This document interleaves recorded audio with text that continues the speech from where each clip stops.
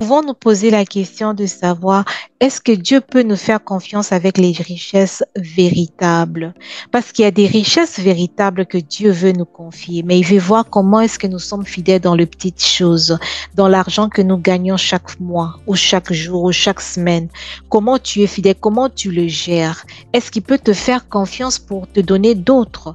Parce que même si si tu ne sais, même si entre nous les hommes, si tu ne sais pas gérer ton propre argent, comme dans ce pays ici de l'Occident, c'est un pays où on peut même retracer, voir comment est-ce que tu gères ton argent, par exemple par rapport aux dettes, comment est-ce que tu payes tes dettes, est-ce que tu le payes en time ou bien tu payes toujours avec des retards et ça crée ton histoire avec l'argent. Et à partir de ça, on peut, dans certaines compagnies, si on veut te donner une poste qui a trait à l'argent, bien une poste très élevée, on regarde aussi ton habitude avec l'argent.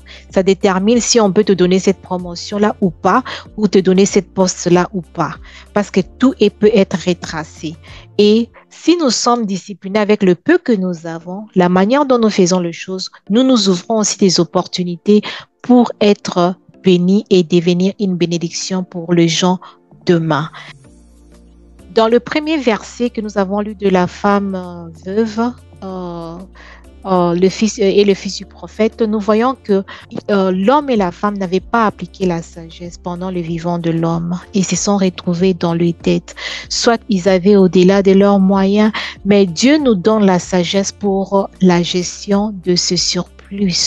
Demandons à Dieu de nous donner la sagesse de bien gérer nos surplus, de bien gérer ce dont nous avons maintenant.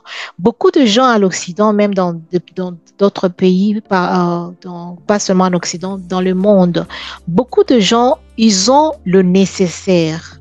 C'est pas ils vont mourir de faim. Ils ont le nécessaire à manger, à boire, de quoi se vêtir et où habiter. Mais généralement, ils veulent plus. Ils veulent plus, mais ils sont prêts à payer, à aller même jusqu'à avoir des dettes pour avoir certaines choses. Pourquoi le m'as-tu vu?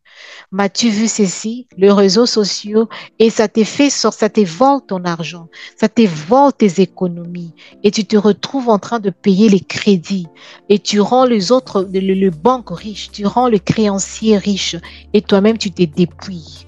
Pendant le temps que tu as sur cette terre des hommes de travailler, d'amasser, tu te dépouilles pour donner à quelqu'un d'autre pour qu'il devienne riche et toi tu t'appauvris. Tu penses que tu es riche, mais quand tu reçois que les histoires vont périr.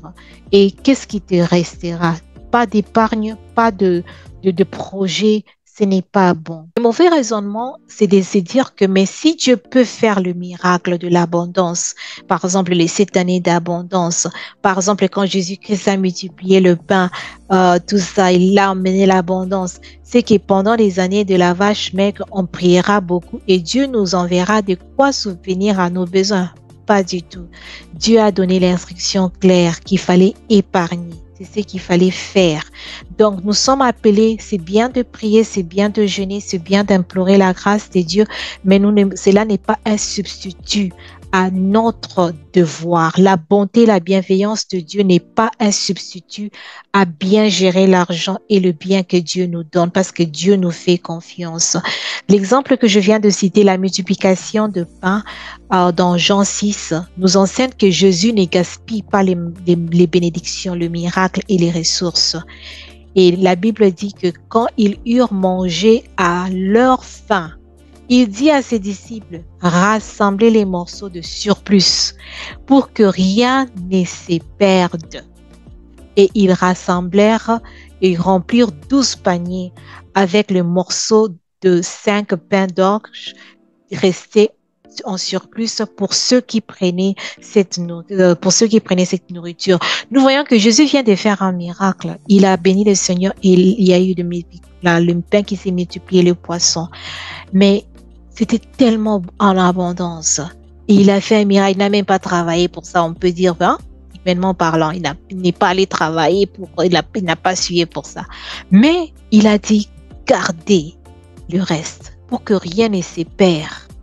C'est pas parce que je fais le miracle qu'il faut tout manger. Et puis bon, demain, je vais encore, Seigneur Jésus, tu vas encore faire le miracle demain. Mais Jésus, tu as fait un miracle, c'est que tu peux encore faire demain. Non, c'est que je fais et les restes là, on ne jette pas. On doit garder parce que ça va nous servir encore demain. Sache que Dieu écoute la prière. Si tu as ouvert une porte, c'est qu'il y a un besoin. Si le besoin n'est pas présent, c'est que c'est à venir. Garde de l'argent de côté, mets de l'argent de côté, investis avec les restes. Prends soin de toi, prends soin des gens autour de toi, prends soin de ta maison, de ton foyer, mais épargne une partie, garde une partie, investis une partie, parce que Dieu seul sait l'avenir et il sait pourquoi il a ouvert cette porte-là pour toi. Et quelques signes qui nous montrent que nous vivons au-delà de nos moyens. Je vais étaler quelques signes et puis comment s'en sortir. C'est avoir de cartes de crédit, comme je venais de le dire, avoir de dettes. Peut-être dans votre pays, il n'y a pas de carte de crédit, mais les gens sont endettés. Ils vont s'endetter chez les amis, chez les voisins peut-être. Et vous accumulez, vous avez des cartes de crédit et vous les utilisez pour acheter vos besoins. Et vos dépenses s'accumulent. Le manque de fonds d'urgence, vous n'avez pas un fonds d'urgence pour le foyer. Le manque de fonds d'urgence, c'est un signe que vous vivez au-delà de vos moyens. Vous mangez tout. Il n'y a même pas $1 qui reste. Vous n'épargnez pas. Ce sont des signes que vous vivez au-delà de vos moyens. Votre compte est 0 ou peut-être $1, mais les dettes, il y en a $10. C'est qu'il y a un déséquilibre. Vous vivez au-delà de vos moyens. Vous dépensez par exemple $2000, mais vous gagnez au fait $1000. Vous vivez au-delà de vos moyens. Revoyez un peu votre budget pour canaliser vos fonds. Ça va vraiment vous aider. Et comment s'en sortir, je m'excuse. Premièrement, évaluez votre situation financière courante. C'est tout simplement faire un budget. Combien entre, combien sort? Quels sont nos besoins prioritaires? Quels sont les besoins secondaires? Ne vous comparez pas aux autres. Parce que vous ne savez pas même si vous savez leurs avoirs, mais ne vous comparez pas seulement aux autres. Vivez votre vie pour vous et pour la gloire de Dieu. Épargnons n'importe quel montant. Comme je l'ai dit tout à l'heure, cela ne dépend pas pas avoir, je sais pas moi, $10,000 pour commencer à épargner. Si tu gagnes $1,000, il ne faut pas t'attendre à avoir peut-être $20,000 pour commencer à épargner. Non, seulement avec le peu que tu as, commence à épargner. Le montant ne compte pas, c'est l'habitude. Quand tu commences à épargner un peu, tu pourras épargner plus, petit à petit. N'importe quel montant. Il y a des gens qui gagnent beaucoup d'argent mais n'épargnent pas parce qu'ils dépensent tout. Que c'est secondaire, primaire, primordial, tout ça. Et quand tu crées un budget, tu verras où est-ce que je peux éliminer, où est-ce que je peux diminuer. Je donne un exemple. Beaucoup de gens, beaucoup de femmes, de jeunes filles aiment bien faire leurs ongles. C'est bien, j'aime bien aussi faire mes ongles, prendre soin de mes ongles, c'est très important aussi pour moi. Mais que c'est là, si vous avez besoin d'épargner, ce sont des choses que j'appellerais vraiment très secondaires. Il y a des gens qui dépensent à peu près $50 par toutes les 2 semaines pour les ongles, par mois $100. Et si vous faites par an, c'est $1,200. Si vous avez besoin d'épargner, par exemple, $1,200, eh bien, c'est quelque chose que vous pouvez mettre de côté et voir comment est-ce que vous pouvez prendre soin de vos ongles vous-même à la maison et juste le faire régulièrement pendant un temps. Ça peut vous préserver de mettre de l'argent de côté. Chez les hommes aussi, mêmement. Peut-être que ce sont les chaussures. Il y a des hommes qui aiment beaucoup de chaussures, beaucoup de vestes, beaucoup d'habits et tout. Peut-être que vous pouvez diminuer juste un peu parce qu'avec peut-être 10 ou 5 vestes, c'est déjà bon. Comme ce n'est même pas remarquable chez les hommes, ils peuvent porter la même veste, on croira qu'il est en train de changer. Crée un plan financier, court terme, long terme. Où veux-tu être dans 1 an, dans 5 ans, dans 10 ans? Et comment y parvenir? Combien tu dois mettre de côté pour parvenir à cela? Ce sont des principes simples qu'on étudie même à l'école. Change ton mindset, c'est-à-dire change ta manière de voir les choses, sois positive et dis-toi que tu es en train de travailler pour devenir meilleur, pour vivre dans l'abondance et ça te gardera motivé. et pour vivre une vie de liberté euh, financière et pour être en mesure d'être généreux, parce que Dieu attend assez que nous puissions être généreux. Si nous bouffons tout l'argent, nous ne laissons même pas un centime dans notre compte. Comment pourrons-nous aider quelqu'un d'autre qui est dans le besoin? Nous devons avoir assez pour être aussi une bénédiction pour les autres. Cela ne veut pas dire que nous ne pouvons pas épargner. Nous épargnons, mais nous demeurons aussi une bénédiction pour les autres selon la mesure que Dieu nous donne. Instruis-toi financièrement, c'est très important. Nous devons nous instruire financièrement, lire les livres, écouter des vidéos, des émissions sur les finances. C'est très important. Comment appliquer cette sagesse-là? Il y a beaucoup de livres là dehors. En tout cas, allez-y. Allez lire, écoutez, il y a même des livres audio, même sur YouTube, c'est gratuit. Il y en a des livres sur les finances. Instruis-toi. Ne crains pas de prendre des décisions. Il y a certaines décisions qui peuvent se sentir comme c'est trop lourd. Non. Prends tes décisions qui vont te garder, qui vont être comme de carrefour. Comme Joseph, quand il a donné l'instruction qu'il fallait épargner, il fallait garder. Il fallait garder. Donc, pour garder, ça demande de la discipline. Des fois, si l'autre partenaire n'est pas très discipliné financièrement, il veut seulement retirer, des fois, c'est bien de dire non. Ça, on garde parce qu'on a ceci, cela.